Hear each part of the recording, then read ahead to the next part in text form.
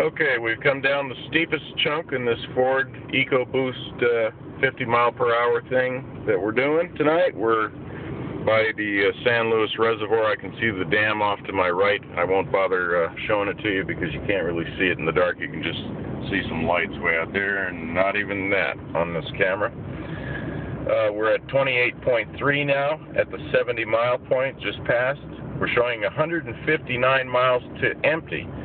It is recalibrated dramatically, and instead of slowing the miles to empty being dramatically less than the amount of miles I'm driving, like every 10 miles it was only dropping 3, 4, 5, suddenly it recalibrated itself way up to 158 left.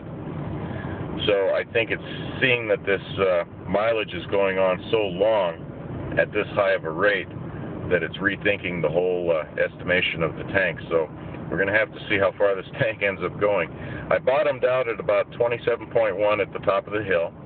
And what's interesting too, you notice the 1350 RPMs. It held that all the way up. It did not release the torque converter lockup, even though I'm below the part of the torque band that's within where it holds 90% of its torque. This has an extremely wide torque band at above 90% of the max.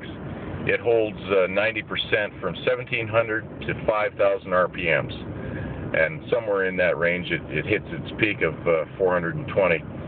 But you got to figure with just 10% less than that being what, 378, it's above 378 foot-pounds of torque all the way from 1700 to 5000.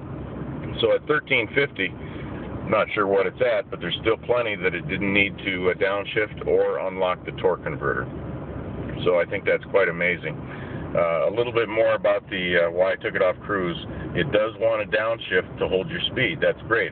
It helps to prevent you from getting a speeding ticket if you've got your cruise set at speed limit. It downshifts, as a matter of fact, all the way from 6th to 3rd sometimes coming down that pass. But since I had the 15 mile an hour of headroom between the speed limit and this 50 miles per hour, I wanted to capture some of that energy, recapture it that I had spent going up the hill. So it's mostly downhill from here, but not a whole lot more downhill. So I'm thinking the 29 that I had re-estimated, or halfway along the way thought would be most likely, is probably what's going to happen. To get 30 miles per gallon in this type of conditions is probably going to take 45 miles per hour. But who knows? Shoot me a challenge. Maybe we'll give it a try one night. So this is the 70 mile report, and I'm already 3 miles into it. I'll see at 80, see where we're at. We got another downhill stretch by the dam. And also I wanted to point out, tomorrow morning I'll do a challenge. I'll go 50 miles an hour up the hill in cruise on that steep part. The part I just came down, we'll go up it and see if it can hold torque converter lock up in 6th gear.